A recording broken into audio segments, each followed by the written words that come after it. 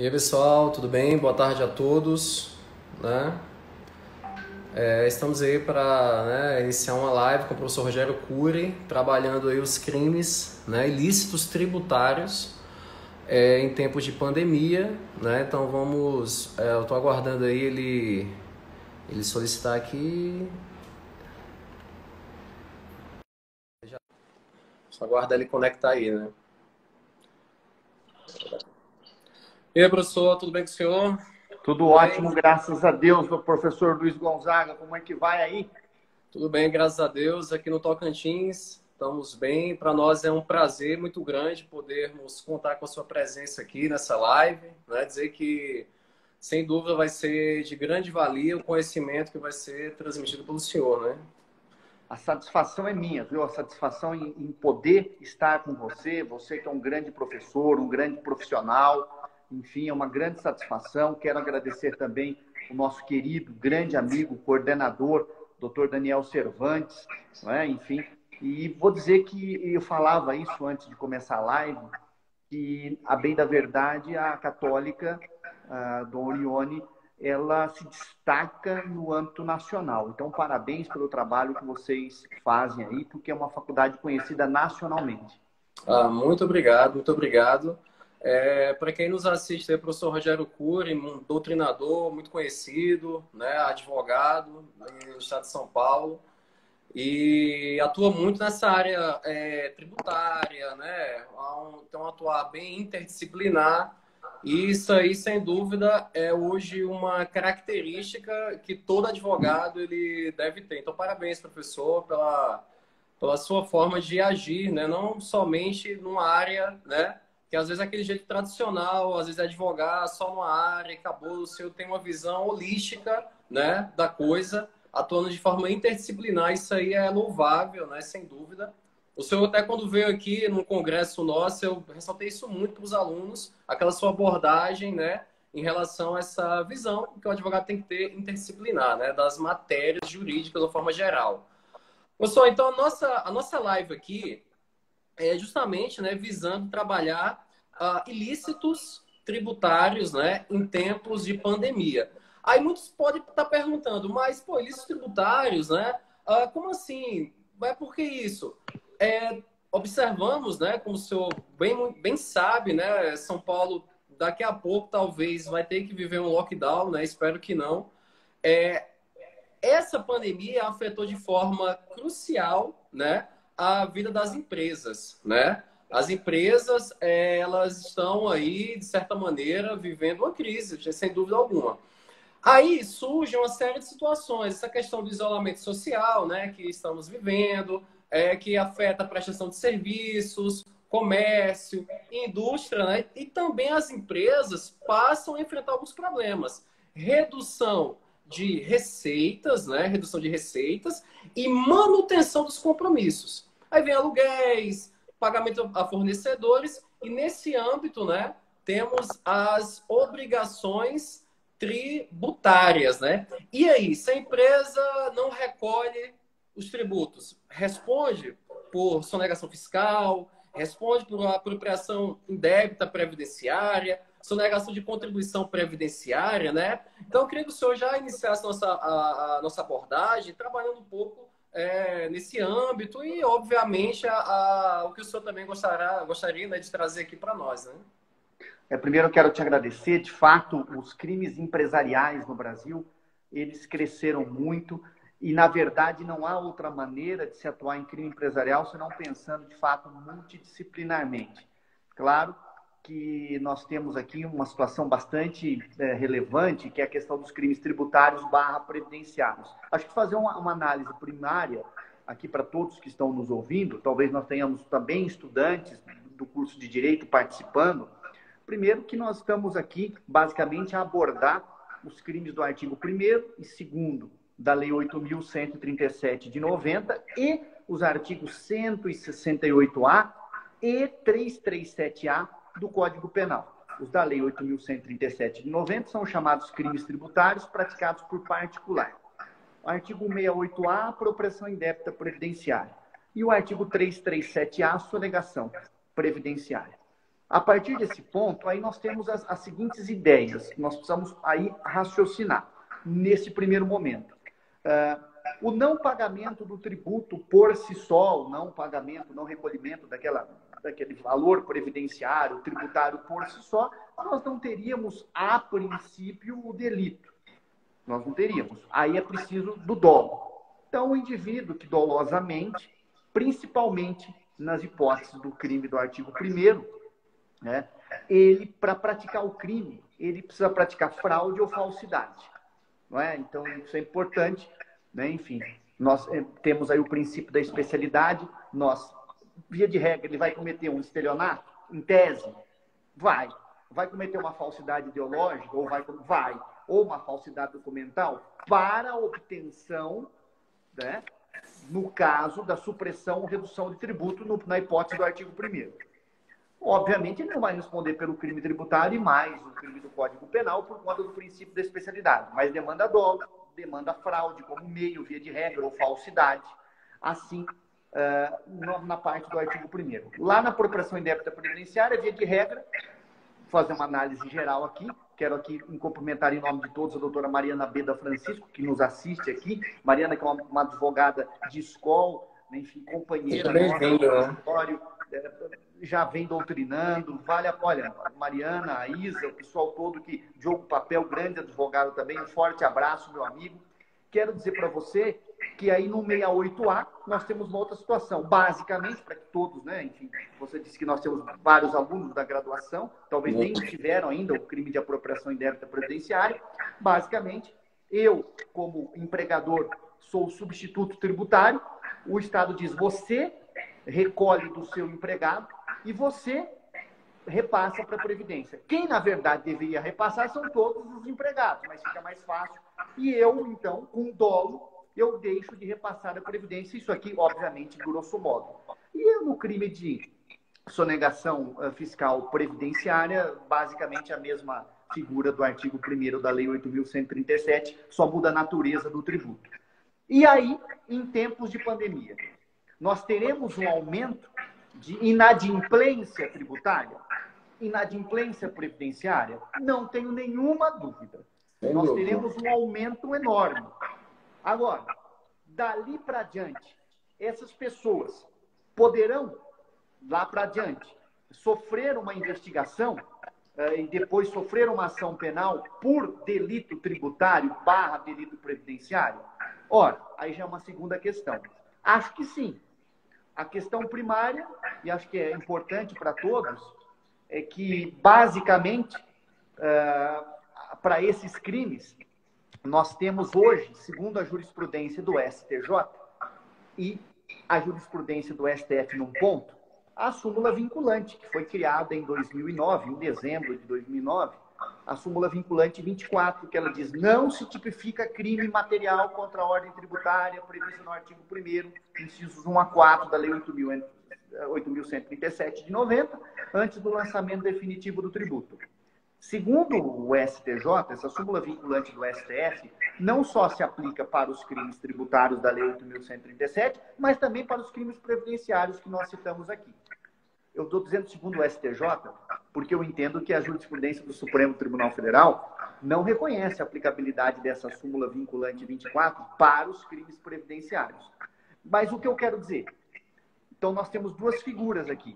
Para nós chegarmos no crime, nós demandaríamos passar pelo âmbito administrativo, o que é chamado pela súmula de lançamento definitivo do crédito tributário, o lançamento definitivo do tributo. E eu até acho engraçado esse termo da súmula vinculante 24, lançamento definitivo do tributo, mas não existe o lançamento provisório, é só lançamento do tributo, não é? Isso é uma não questão existe realmente... lançamento provisório de tributo. Mas, de toda forma, né, enfim, acompanhamos a redação da lei, e é isso, o professor Kioshi Arada critica muito esse lançamento definitivo. Olha, não há lançamento provisório, como eu vou falar em lançamento definitivo na súmula. Mas, de toda forma, aí eu teria aquilo que eu chamo de direito previdenciário, ou direito tributário penal, que é o âmbito administrativo. Eu não poderia investigar essas pessoas que, em tese, não pagaram tributo, não recolheram tributo à Previdência, diretamente. Eu preciso notificar essa pessoa, autuar essa pessoa, dar direito a ela contraditório, dar direito a ela ampla defesa. E depois, quando incabível qualquer recurso na esfera administrativa, em qualquer instância administrativa, e o Estado bater o martelo e falar, olha, eu tenho crédito em relação a você, e aí nós vamos analisar se de fato essa conduta, se o fato gerador, no caso do artigo 1º, principalmente da Lei 8.137 de 90, foi praticado com fraude. Ou no artigo 2º, talvez no caso do ICMS, você conhece muito bem, deve ter casos, né, que você deve ter investigado e trabalhado em casos como esse. Eu declaro, no caso do ICMS hoje, os valores declarados, e aí dizem, olha, se declarou, não pagou, vai responder por crime, a jurisprudência do Supremo Tribunal Federal, e preocupa muita gente isso. Mas, de toda maneira, eu precisaria daí descobrir o dolo. Há ou não há dolo? E se eu tenho indícios de dolo, enfim, então nós teríamos, em tese, a instauração da investigação. Em época de pandemia, me parece que talvez a pandemia, por si só, não justificaria, por si só, não é? O não pagamento desse tributo, o não recolhimento desse valor previdenciário. Porque a jurisprudência consolidada do Supremo Tribunal Federal, do Superior Tribunal de Justiça, ela caminha no sentido, professor, não é? E Sua Excelência sabe muito melhor do que eu isso, enfim, que só em último caso, a pessoa que não tem nenhuma condição de pagar aquele tributo. Por quê? Porque a empresa não tem caixa mais, não tem mais crédito bancário, sofre várias execuções. Ou seja, segundo a jurisprudência, você só seria beneficiado pela excludente da inexigibilidade de conduta diversa se não houvesse outro meio de se pagar aquele tributo, de se recolher aquilo. Demonstrando que, olha, se eu pago o tributo, eu preciso fechar a minha empresa. Porque, assim, até porque, né, professor, a mera deficiência econômica da empresa não justifica o recolhimento a menor ou sequer o não recolhimento, né, das contribuições, né? Então, por isso que até eu vi uma vez um julgamento do TRF da primeira região, porque, assim, a jurisprudência superior, ela faz uma distinção, né? Houve um emprego de fraude, né? Aí entra algumas situações. Por quê? Se houve um emprego de fraude, né? Que isso ocorre justamente na sonegação, né? Então, de uma forma geral, a jurisprudência entende que não se aplicaria a excludente da culpabilidade, da inexigibilidade de conduta diversa, né? Então, se há um emprego da fraude, não. Eu já vi um julgamento do TRF da primeira região, né? Que admite, né? Mesmo com o emprego da fraude, mas isso é uma exceção, foi um julgamento à parte, mesmo com o emprego da fraude, reconheceu a incidência da excludente da culpabilidade, né, da inexigibilidade de conduta diversa, mas isso é uma exceção. De uma forma geral, o que os tribunais entendem, né? Como o senhor falou muito bem, se há um emprego da fraude, a inexigibilidade de conduta diversa não incidiria aí, né? Até porque, se você está falando de fraude, né, você está falando de um certo engodo na prática da conduta. Então, ele simplesmente sonega uma informação ou sonega o pagamento do tributo, né? De forma deliberada. Agora, diferentemente é quando naquelas situações em que não há um emprego, né, da sonegação. Até quando o senhor falou do artigo 68A, do artigo 337A, há uma dúvida muito grande, sim, né? Às vezes os alunos, professor, qual a diferença, né? Porque o 68A fala apropriação indébita previdenciária, né? Nessa apropriação indébita, não há emprego de fraude. Simplesmente, o agente com dolo, óbvio, deixa de recolher o tributo no prazo devido, que seriam as contribuições. Lá no 337A, fala o quê? Sonegação de contribuição previdenciária. Então, ali há um emprego da fraude, né? Então, no 337A, a aplicabilidade dessa inexigibilidade de conduta diversa já se torna uma situação muito complicada e os tribunais superiores, pelo que eu já pude avaliar, e o senhor falou muito bem, eles não vêm, né, aceitando isso, né? Então, esse tempo de pandemia, aí eu até vi um artigo muito bom, não lembro qual site agora, que ele falava assim, que a pandemia por si só, como o senhor falou muito bem, não vai justificar a aplicabilidade da inexigibilidade. Sabe por quê? Tem empresas que não estão tomando prejuízo nessa época. Por exemplo, mercados, farmácias. empresas que atuam no ramo do delivery, até, eu digo mais, até instituições de ensino superior ou esses cursos preparatórios que sempre atuaram no âmbito online, muitos deles não estão sofrendo de uma forma incisiva, pode até estar tendo um certo prejuízo, mas não estão sofrendo como instituições que têm por tradição, por exemplo, ensino presencial, escolas, né, ensino fundamental, médio, enfim. Então, eu acho que a análise, né, ela deve ser casuística, sim. Então, tem que haver, no caso, um nexo, né, óbvio, entre o prejuízo que a empresa teve e como consequência o não pagamento, né, do tributo, enfim, né? Então, isso tem que se analisar casuisticamente, né, professor? Exatamente, porque senão nós teríamos aqui, né, enfim, uma excludente geral, genérica para todos. Ninguém mais, a partir de então, pagaria tributos. É claro que nós temos que reconhecer no Brasil que a tributação é pesada, né, enfim, em alguns momentos até abusiva, mas a pandemia, obviamente, vai tirar o fôlego, vai retirar a capacidade financeira de várias pessoas, vai reduzir essa capacidade financeira e, por si só, isto não daria à pessoa a possibilidade de ter reconhecido no judiciário a inexigibilidade de conduta diversa. Vi vários casos já que nós atuamos em casos onde a pessoa fez uma alegação e depois chegou ao nosso escritório, olha, tinha dificuldades financeiras. Dificuldades financeiras, como a sua excelência bem colocou, por si só, isso não leva ninguém a excludente. É em última hipótese. Em última hipótese, nós teríamos isso. Ou seja, os tribunais estão extremamente rigorosos nesse sentido. A jurisprudência é muito clara, a jurisprudência, inclusive, quando a sua excelência fala da fraude, afastando a possibilidade da inegibilidade de conduta diversa, há uma ação penal, é a ação penal 516 do Supremo Tribunal Federal, de relatoria do então ministro Aires Brito, né, que foi julgado em plenário dia 27/9 do ano de 2010, ele falando justamente isto, né, que não aceitaria, né, a possibilidade de inegibilidade com a prática de fraude. Enfim, então, esse ponto é importantíssimo que Sua Excelência colocou e nós estamos aqui avaliando. Até para as pessoas não acharem que receberam uma carta branca no Brasil. Olha, entrou Covid, entrou pandemia, nós estamos livres de tudo. Pelo contrário, nós temos que ficar muito atentos e se houver realmente a situação específica, no caso concreto, de o indivíduo demonstrar que não era possível se fazer aquilo, sob pena de se ir à bancarrota, aí sim nós estamos diante da excludente de culpabilidade, que deve ser aplicada, sim, deve ser reconhecida.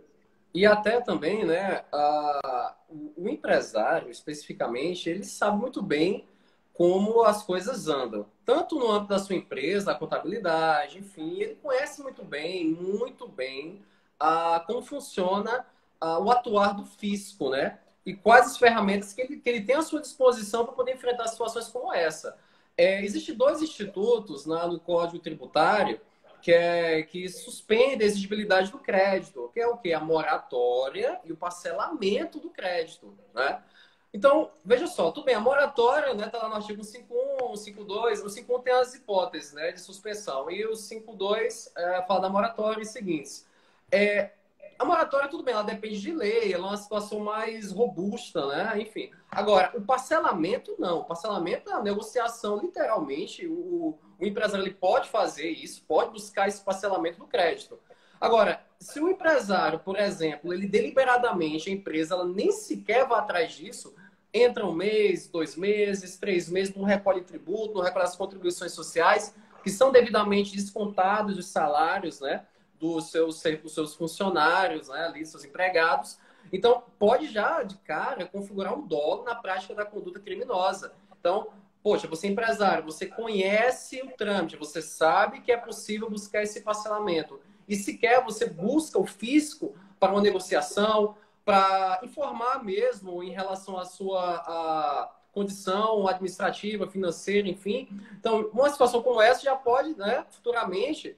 Porque o senhor, como advogado na área, o senhor vai ter muito trabalho, doutor. Muito trabalho quando essa pandemia acabar. Bom, vai ser bom para o senhor, você vai trabalhar muito nesse ponto, porque Muitas empresas vão buscar o senhor e vão dizer assim, doutor Rogério, é o seguinte, olha, eu estou devendo aí 5 milhões de tributos e eu quero alegar que eu não pude pagar porque houve a pandemia e tal. Com certeza, a primeira coisa que o senhor vai falar é o seguinte, tá, mas tudo bem, você informou isso à administração tributária? Você buscou a administração tributária a possibilidade de um parcelamento, enfim, alguma negociação? Ou você simplesmente não recolheu os tributos? Porque dependendo do contexto, até a tese para buscar defender esse cliente, ela vai ter que ser adaptada, sem dúvida alguma, né? Então, há o parcelamento que é mais simples do que a moratória. Tudo bem que há um projeto de lei complementar no Congresso, não sei se foi votado já, que visa uma moratória, né? Não sei informar se foi ou não foi, não sei. Já, eu creio que o governo federal vai ter que fazer isso, os governos estaduais vão ter que fazer isso, porque senão, até alguém escreveu aqui, realmente vai ser um caos, né, econômico, né? Então, esses institutos da moratória e do parcelamento que suspendem a exigibilidade do crédito tributário, eles podem funcionar até como exclusão, né, do dolo da prática do delito tributário, né? Então, isso aí é muito importante.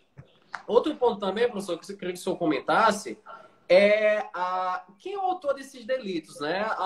As empresas ou o empresário, né? Porque a própria jurisprudência ela já fala que a empresa ela não pratica o crime contra a ordem tributária. A empresa somente pratica crime ambiental. Isso como sujeito ativo do delito, né?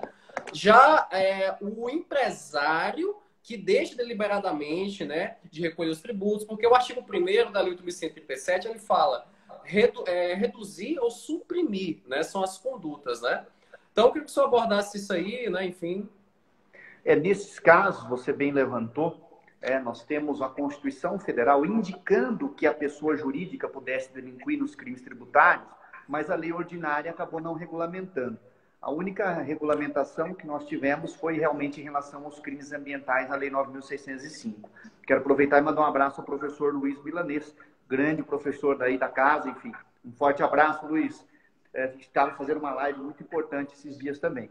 Eu quero dizer que essa relação do sujeito ativo, e eu sempre digo o seguinte, uma coisa é o direito tributário penal, outra coisa é o direito penal tributário. Perfeito. Né? Ou seja, lá a pessoa jurídica, no âmbito administrativo, tributário, a pessoa jurídica vai responder, vai ter que pagar ela, e se ela não pagar a pessoa do seu sócio. Agora, aqui, no âmbito penal, nós só temos a responsabilidade da pessoa física. Mas aí é uma questão que eu tenho colocado.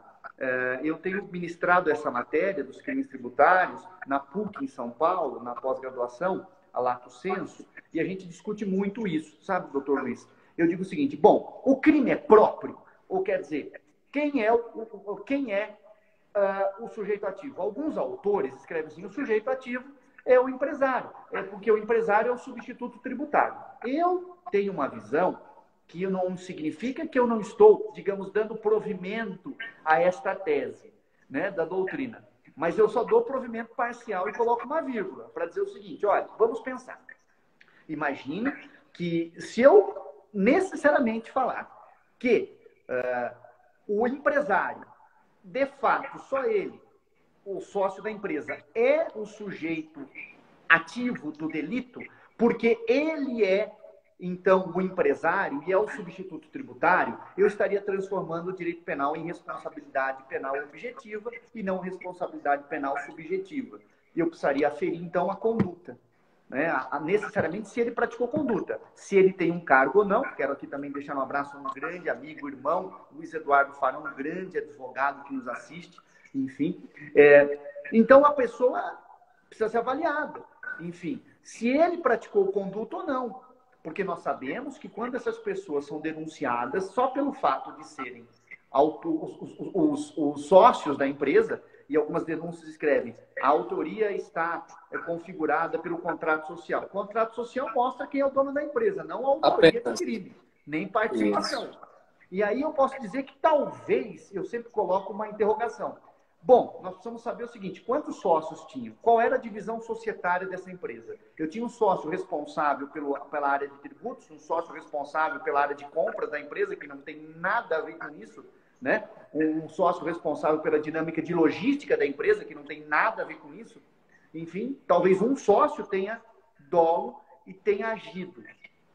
praticando delito. Mas existe uma situação que talvez seja importante, que não só os sócios da empresa agindo com dolo e todos aqueles que com ele contribuíram, eventual contador, eventual pessoa que trabalha no âmbito administrativo da empresa, que funcionaram como partícipes ou coautores, porque o crime, em tese, se eu entender que é próprio, eu teria a possibilidade de coautoria e participação. Esse é o ponto 1. O ponto 2 que eu coloco uma interrogação é: e se eu sou sócio da empresa, eu todo mês pego o dinheiro referente ao recolhimento de tributo e entrego para o contador da minha empresa, se ele é externo, se contador ou interno, não importa. Eu estou trabalhando num caso assim, viu? Desse Olha, jeito que você está falando. Eu gostaria então de te ouvir, porque eu quero dizer o seguinte: Sim. eu entreguei para o contador, eu não tenho dolo nenhum. Eu entrego para ele e ele não recolhe mês a mês. De repente, eu sou autuado e não tenho condição de pagar, sou investigado, sou denunciado. Eu sou denunciado. Por quê? Porque sou o dono da empresa? Me parece que não seria o correto. Aí eu deveria fazer a divisão. No âmbito do procedimento administrativo, eu vou responder mesmo, não tem jeito. Sim. Eu tenho obrigação. Mas no âmbito penal, não me parece que eu tenho obrigação, porque me falta aquilo que a teoria do crime coloca, que é a ação humana, no meu caso, a minha conduta, a minha contribuição.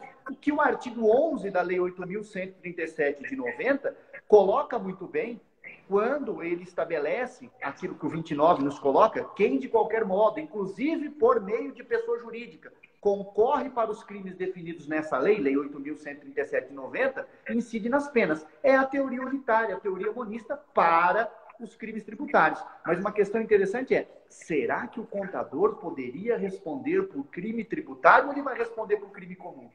Eu até dou um caso aqui, só para trazer estudo de caso, né? Olha o que aconteceu. O contador chegou para os empresários, né? Um casal, né? Que é dono de uma empresa grande aqui na cidade, e falou assim: olha, eu consigo um desconto na Receita Federal no recolhimento dos tributos. Olha a conversa.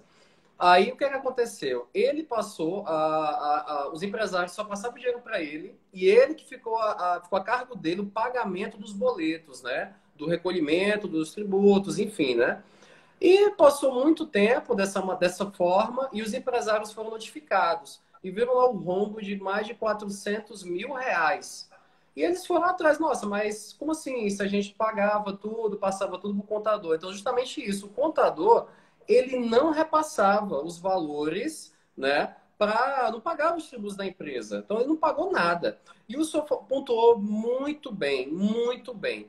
Os empresários do âmbito administrativo tiveram, sim, que recolher o tributo, independente de quem ou como esse tributo, esse valor não foi pago, enfim, que é o fisco, ele não quer saber. Ah, não. Você é o sujeito passivo, você que tem que pagar. Então, os empresários foram lá, pagaram, o advogado que acompanhava orientou muito bem nesse sentido, eles já pagaram, fizeram um acordo, foi 300 e poucos mil, né? E nós estamos investigando o atuar do contador, né? Do contador nesse âmbito, né? Então, inicialmente foi atribuída a Lei 8.137, justamente, como o senhor falou muito bem, do artigo 11.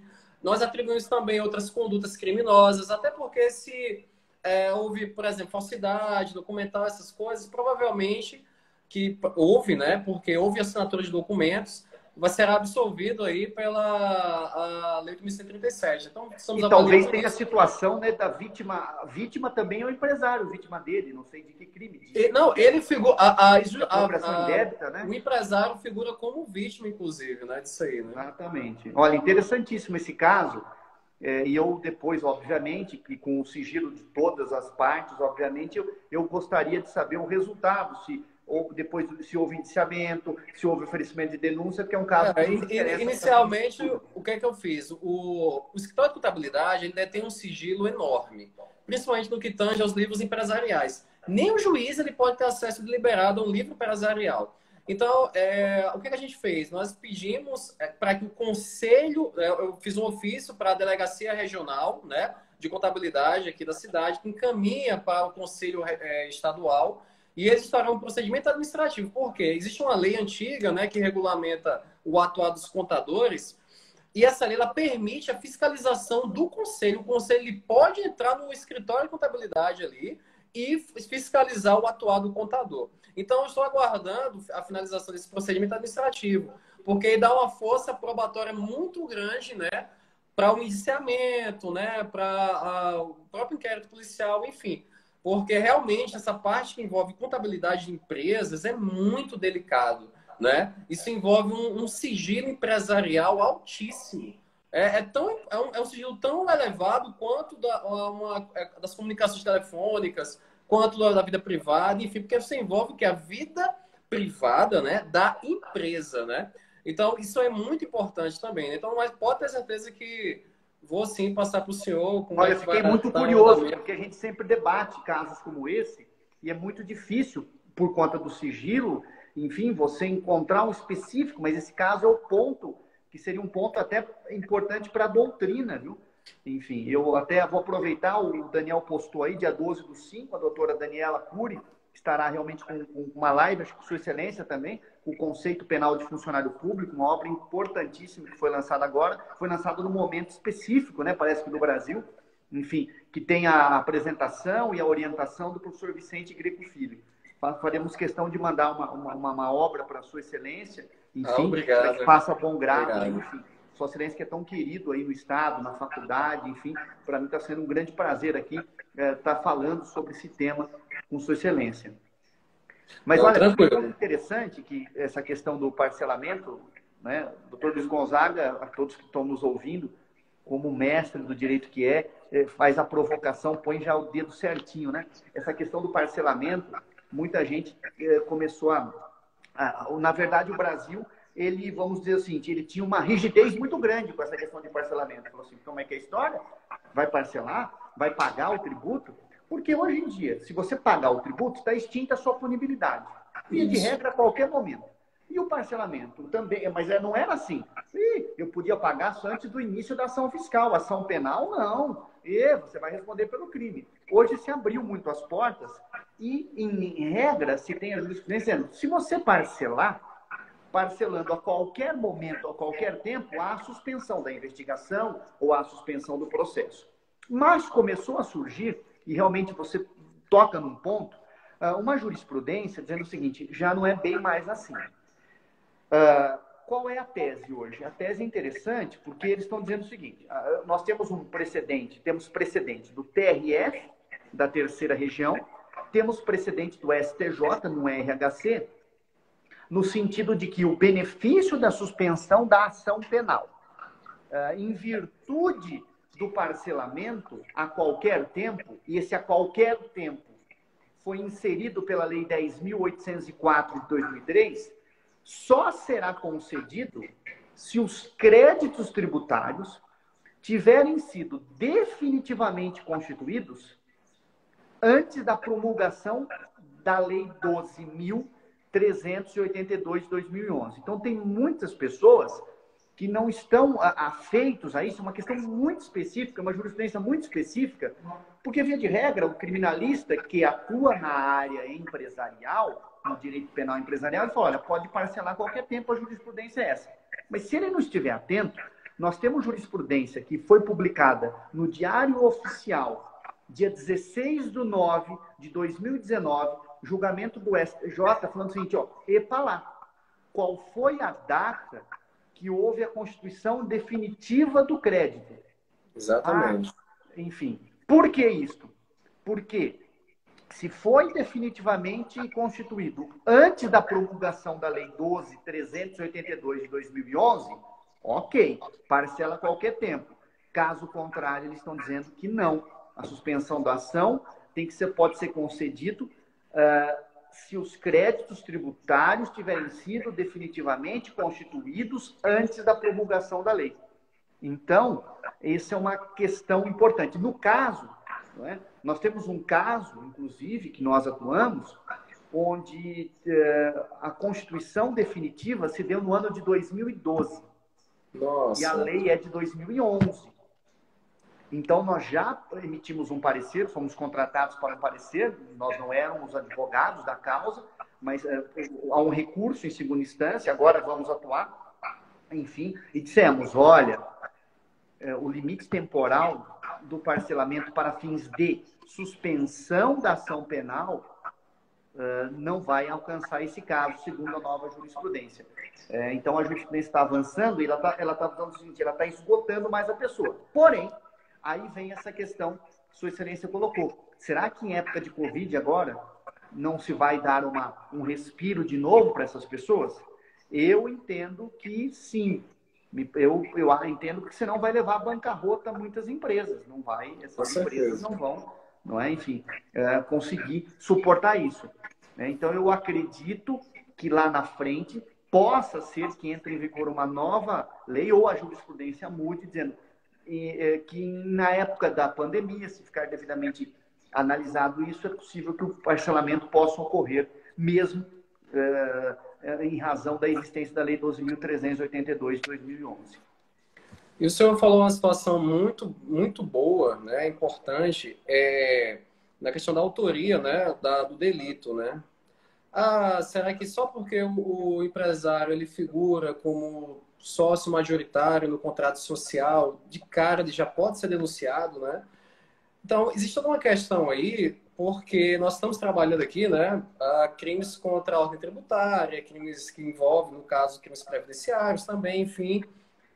E a própria doutrina chama esses delitos de crimes societários ou crimes de gabinete. Por quê? Eles literalmente são praticados a portas fechadas. Então, há uma dificuldade enorme, né, em delimitar as condutas, né? Há essa dificuldade. Então, a própria jurisprudência, ela, como o senhor falou muito bem, ela é sensível a isso, né? Ela é sensível a esse ponto, né? Porque se fosse exigir do titular da ação penal que ele delimitasse de forma pormenorizada cada uma das condutas, aí praticamente nós teríamos o quê? Num ponto, a inviabilidade da ação penal, em quase 90% das vezes, ou quase sempre, e uma impunidade enorme, tremenda, que já aconteceu muito no passado aí, distante, né? Que hoje já não tem mais, né? Então, como o senhor falou muito bem, esse aperto da jurisprudência, olha, tudo bem, pode parcelar, mas é bem assim, né? Qualquer momento, né? Agora, a coisa não funciona dessa maneira, tem um prazo para esse parcelamento, porque senão, imagina, o empresário ele vai, espera o processo rolar, aí lá na frente ele olha assim, nossa, fui condenado, vou parcelar agora.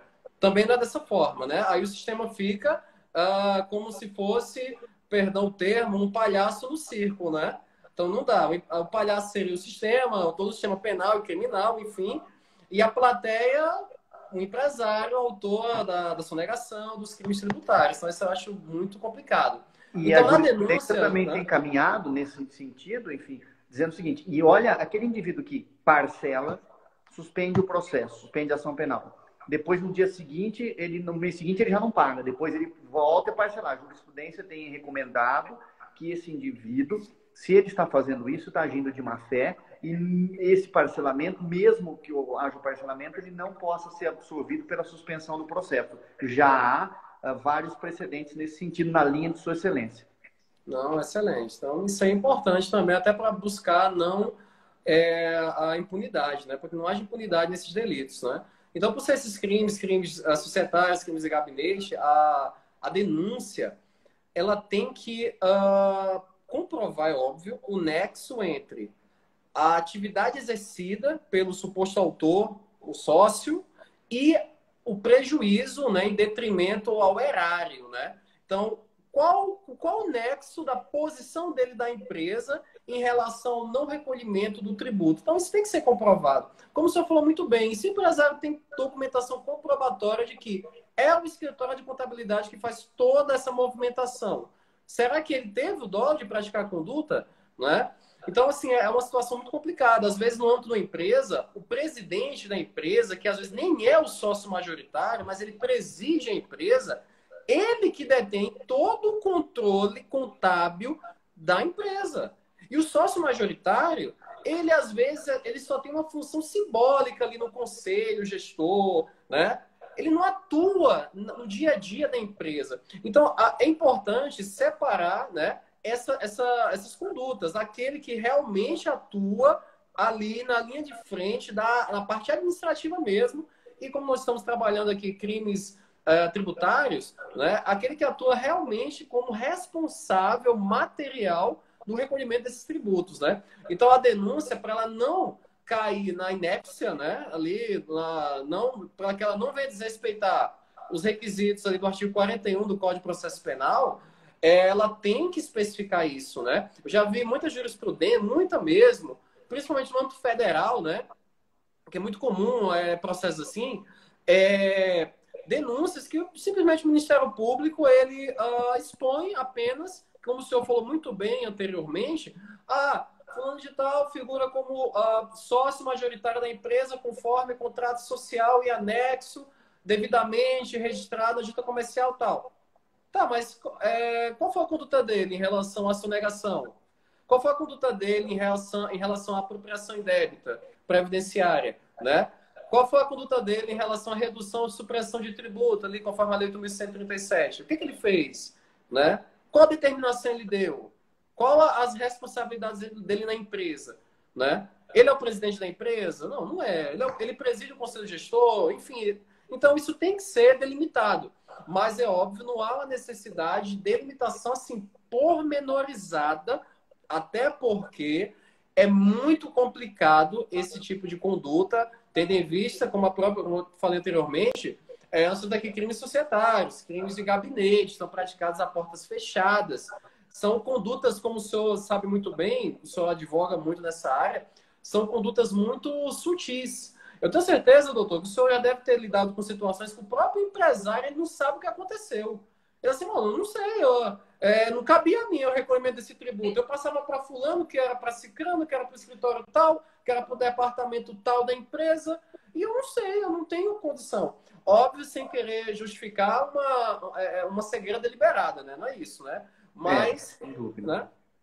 Nesta linha, realmente nós temos vários casos no escritório, enfim, mas da questão, tocando bem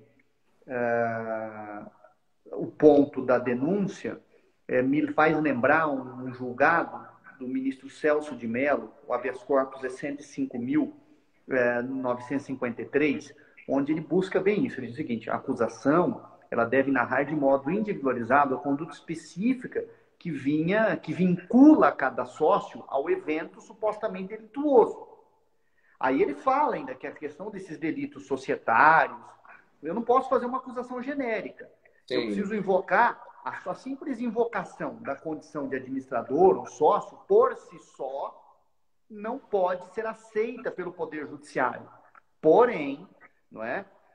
A denúncia deve descrever de maneira suficiente os fatos supostamente ilícitos, a dar condição que o indivíduo exerça o contraditório para a defesa. Porque a necessidade de pormenorizar, naquele momento eu nem tenho, às vezes, condição. Isso.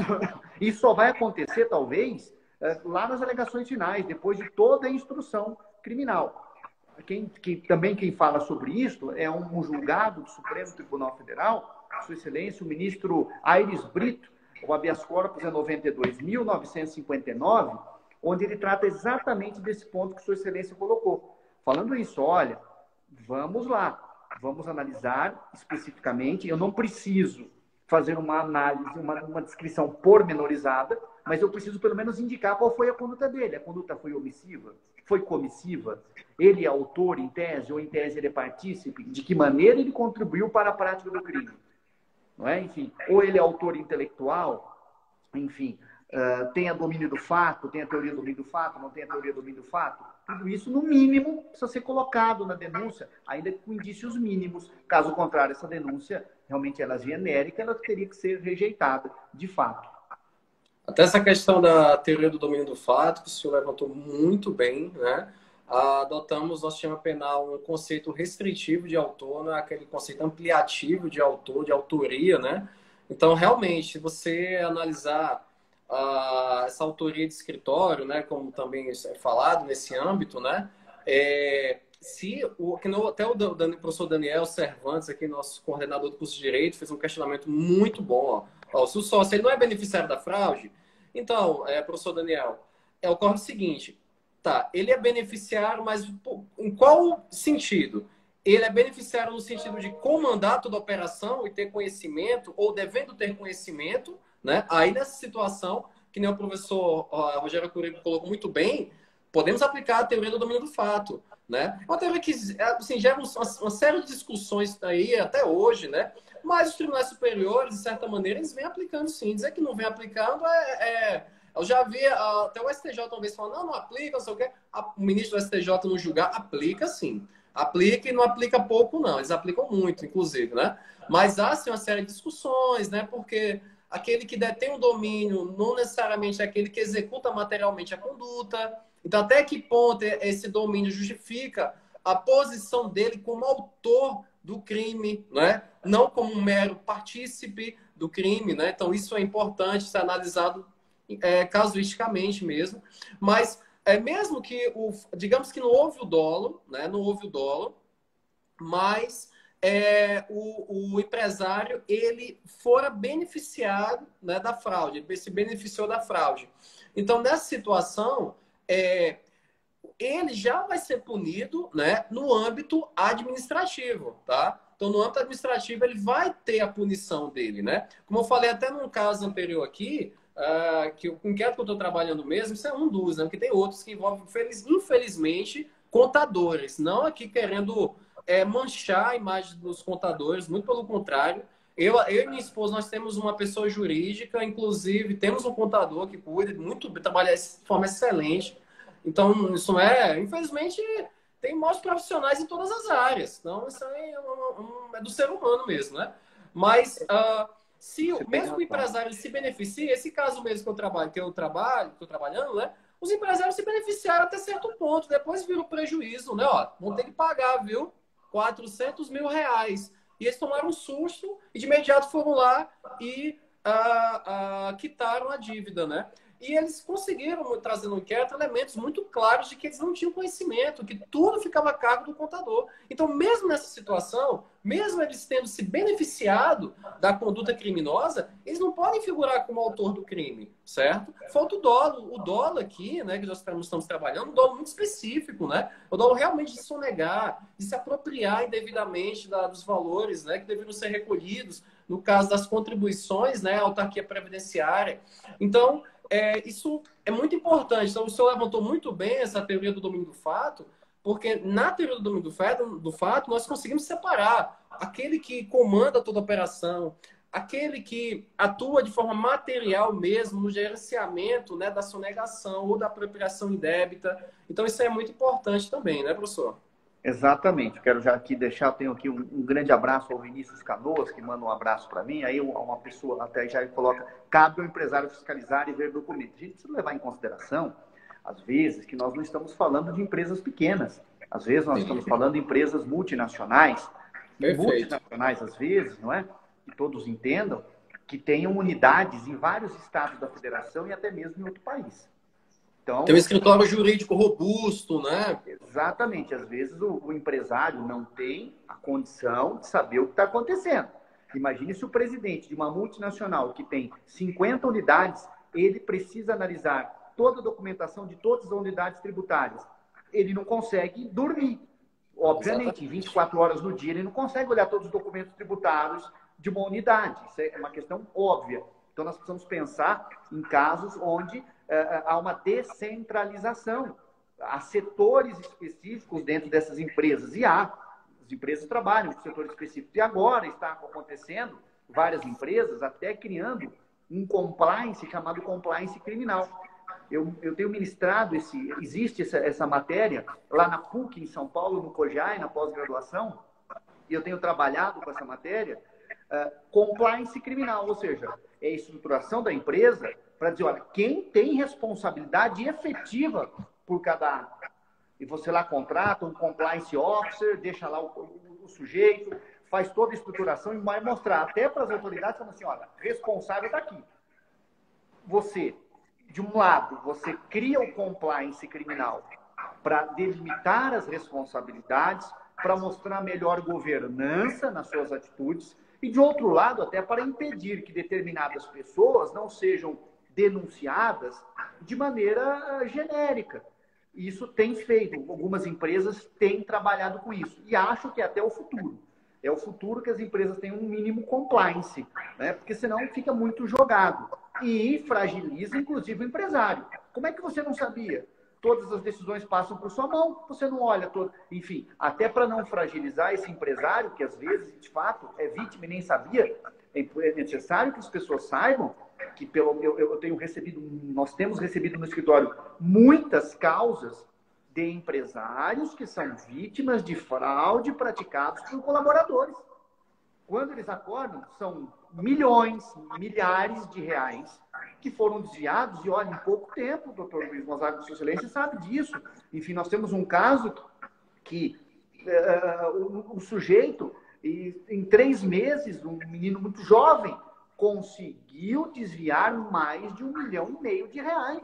Nossa. Ali, rapidamente. Veja, um rapaz jovem, e não se sabia. Então, nós temos, é importante que se diga que, infelizmente, existem muitas fraudes internas em empresas.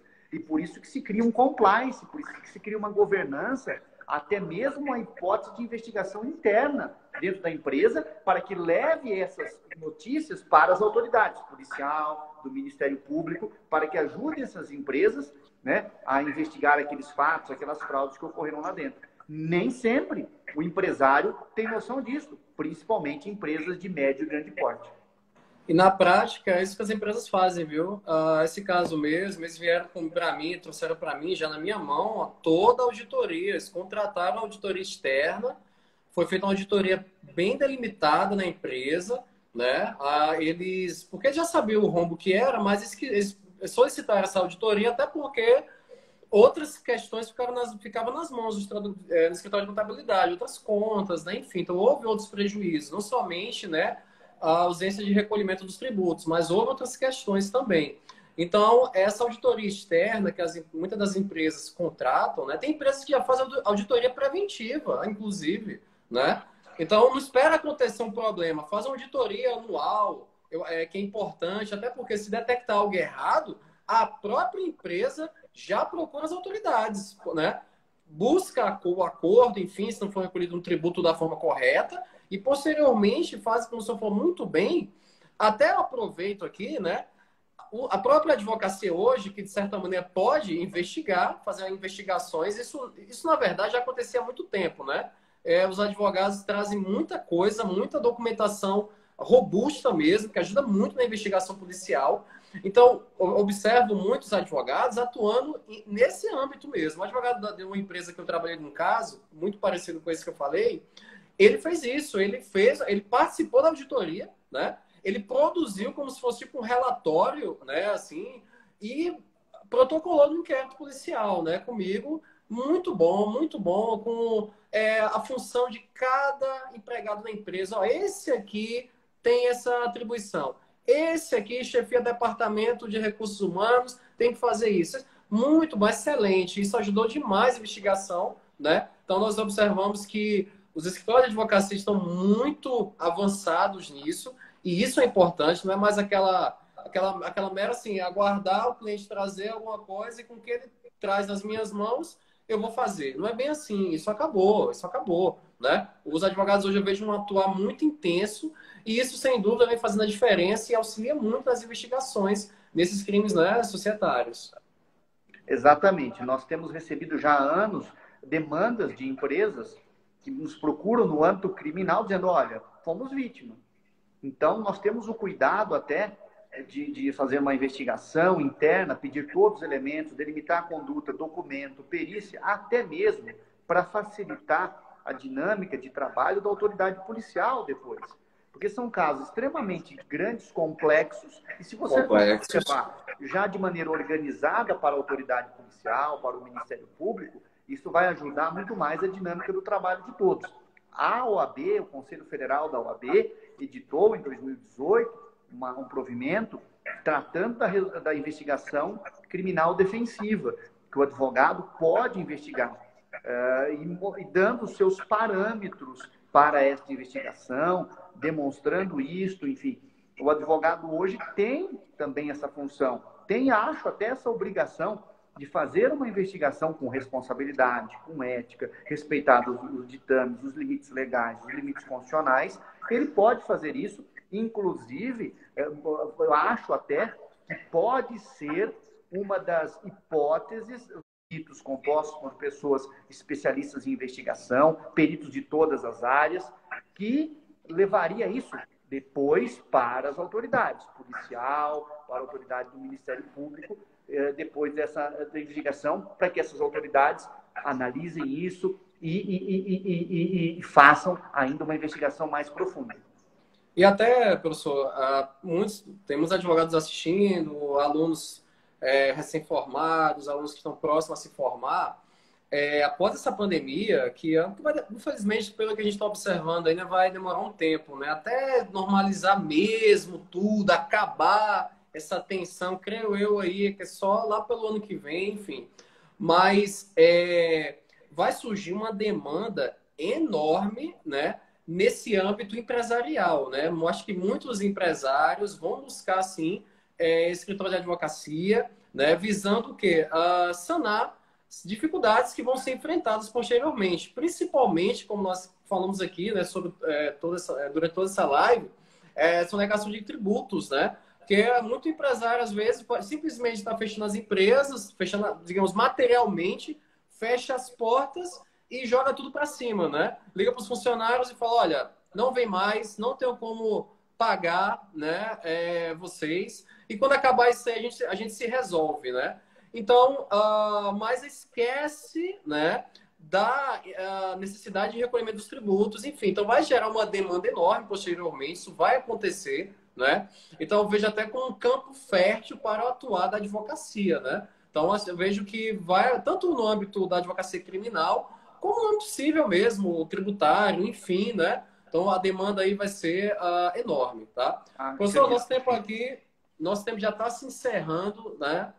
Eu quero dizer que para nós foi um prazer, assim, enorme tê-lo aqui conosco. É uma satisfação muito grande poder discutir, conversar, debater com uma pessoa de um nome tão forte aí no país, no âmbito jurídico, né? E passo a palavra para o senhor fazer os seus agradecimentos, enfim.